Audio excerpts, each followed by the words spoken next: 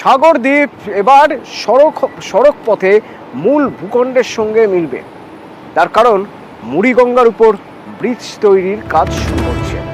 আচ্ছা, এই ব্রিজ কতটা, এই ব্রিজ হলে ঠিক কি কি সুবিধা হবে, কিভাবে কাজ হচ্ছে ব্রিজে, জানবো। আমার সঙ্গে বিশ্বজিৎ রয়েছেন, প্রতিনিধি সরাসরি। বিশ্বজিৎ,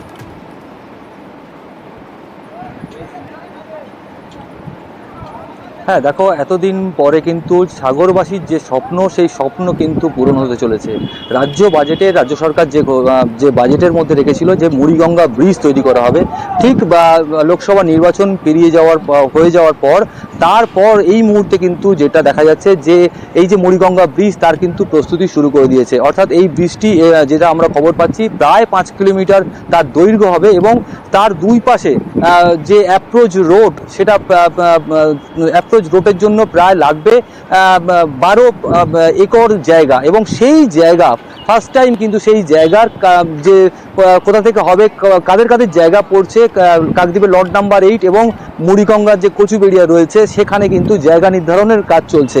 ইতিমধ্যে সাগর ব্লক অফিসে একটা উচ্চ পর্যায়ের বৈঠক হয়ে গিয়েছে কাদের কাদের জায়গা জমির মালিকদের। আমি তোমাদের দেখানোর চেষ্টা করবো। এই মুহূর্তে দাঁড়িয়ে রয়েছি কাকদ্বীপের যে লট নাম্বার 8 এবং মুড়িগঙ্গা নদী, এই যে টাওয়ারগুলি দেখতে পাচ্ছ, ঠিক এই টাওয়ারের পাশে থেকে এই ব্রিজটি কিন্তু নির্মাণ করার কথা ভাবছে রাজ্য সরকার। এবং সেই মতো কিন্তু তার যে ব্লু প্রিন্ট, সেটা কিন্তু রেডি হয়ে গিয়েছে এবং সেই ব্লু প্রিন্ট ওয়াইজ যে রাইডস বলে যে সংস্থা রয়েছে, সেই সংস্থাকে কিন্তু দায়িত্ব দেওয়া হয়েছে।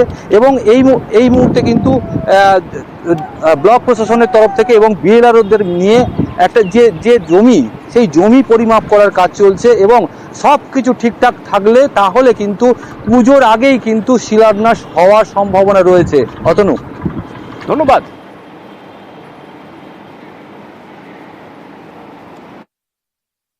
এই যদি ব্রিজ হয় তাহলে নিত্যযাত্রী এবং সাগরদ্বীপবাসী আমাদের প্রত্যেকটা মানুষের কিন্তু উপকার হবে। চিকিৎসা পরিষেবা থেকে আমরা সুবিধা পাবো, যেমন যোগাযোগ ব্যবস্থা থেকে সুবিধা পাবো, তেমন যারা পান চাষি আছে, আমাদের সাগরদ্বীপের মূল ভিত্তি, যোগাযোগ ব্যবস্থা উন্নত হলে তাদের ক্ষেত্রেও সুবিধা হবে।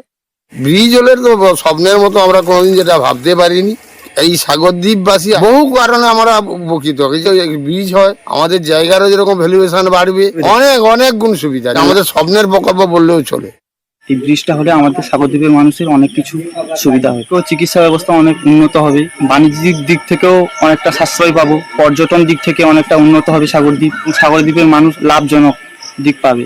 ব্রিজের যে খসড়া ম্যাপ অনুযায়ী যে সমস্ত চাষিদের জায়গা পড়বে, এই চাষিদের নিয়ে বসা হয়েছে। আমাদের সাগর এবং কাকদ্বীপ মিলে মোট প্রায় 12 একর জায়গা প্রয়োজন। সেই সমস্ত চাষিদেরকে প্রায় মার্কেট ভ্যালু 20 কোটি টাকা ধার্য করা হয়েছে। পিডব্লিউডির পক্ষ থেকে রাইটস কে ডিপিআর তৈরির জন্য নির্দেশ দেওয়া হয়েছে। তার প্রস্তুতি কাজ চলছে। দ্রুততার সহিত এই ব্রিজ সুসম্পন্ন হবে।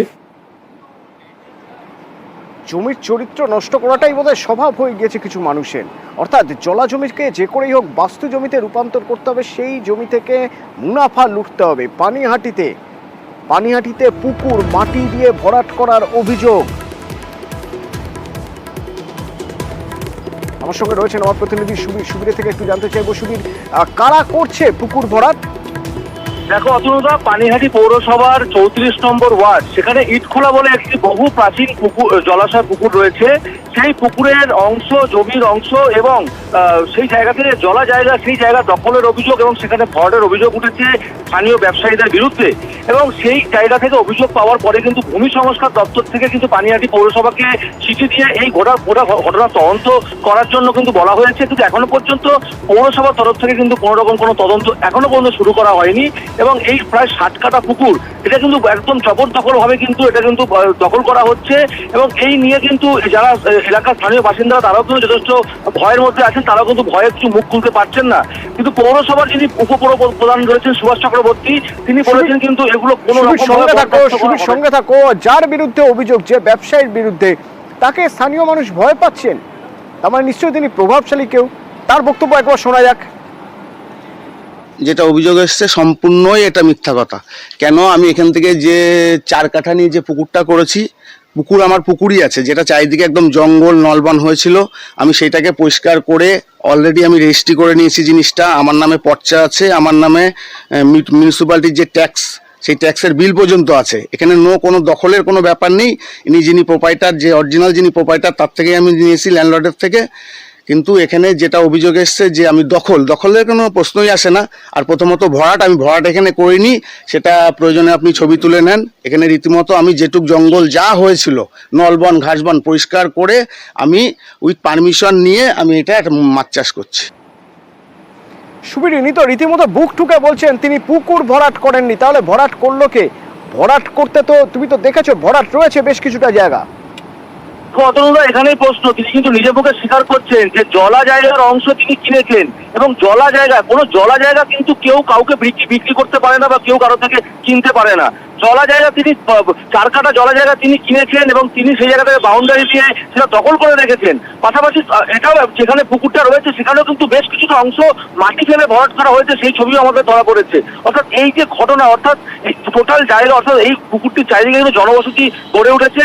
বাইরে থেকে দেখার বোঝাই যাবে না যে এই ভেতরে কিন্তু 7 কাঠা পুকুর রয়েছে, এবং এই পুকুর এইরকম ভাবে কিন্তু একদম অবৈধভাবে পুকুরের অংশ দখল হয়ে যাচ্ছে, এবং পুকুর এক জায়গা থেকে কিন্তু সাইড দিয়ে কিন্তু মাটি ফেলে ভরাট করার কাজও শুরু হয়েছে। যখন এই অভিযোগ আসে তখন কিন্তু এই অভিযোগ যখন সংশ্লিষ্ট ভূমি দপ্তরে যায় তখন কিন্তু তারা নড়ে চড়ে বসেন, এবং তারা কিন্তু পানিহাটি পৌরসভাকে সরাসরি কিন্তু নির্দেশ দিয়েছেন চিঠি দিয়ে যে অবিলম্বে এই গোটা ঘটনার এই যে যারা ব্যবসায়ীরা কিনেছেন তাদের বিরুদ্ধে কিন্তু ব্যবস্থা নিতে হবে। এবং এই যে এরপরে পুরসভা কতদূর পদক্ষেপ করলো, অর্থাৎ স্থানীয় কাউন্সিলর তিনি কি বলছেন একবার শুনবো। তো শ্রীরামনগরের কোনো অধিবাসী বা শ্রীরামনগর থেকে কেউ এসে আমার কাছে এরকমভাবে কোনো রিপোর্ট করেনি, আমি জানিও না। ভূমি দপ্তর যখন করেছে নিশ্চয়ই আমার পৌরসভা জানে, আমার পৌরসভা থেকেও আমাকে এখনো কিছু জানানো হয়নি। যদি সত্যি হয়ে থাকে তো পৌরসভা আছে দেখছে, যদি এই অভিযোগ সত্যি হয়ে থাকে আমি চাইবো যথাযথ শাস্তি হোক, কারণ এইসবগুলো তো মেনে নেওয়া ঠিক না। কারণ পুকুরের জায়গায় থাকবে। তবে হ্যাঁ, শ্রীরামনগরে একটা পুকুর আছে চন্দ্রলোক সংলগ্ন, আমি ওটা পরিষ্কার করানোর জন্য অনেকবার বলেছি, জমাও হয়েছে, এবং আমার পৌরসভা থেকেও জানানো হয়েছে খুব শিগগিরই ওটা সংস্কার করা হবে। পৌরসভা তো এর আগে ওদের ডেকে চিঠিপত্র দিয়ে সব তুলে দিতে বলেছে, কিন্তু এবার মুখ্যমন্ত্রী নিজে নির্দেশ দিয়েছে যে জলাজমি এবং কোনো জায়গা দখল করলে পুরো দায়িত্ব দিয়ে প্রশাসনকে কাজ করতে হবে।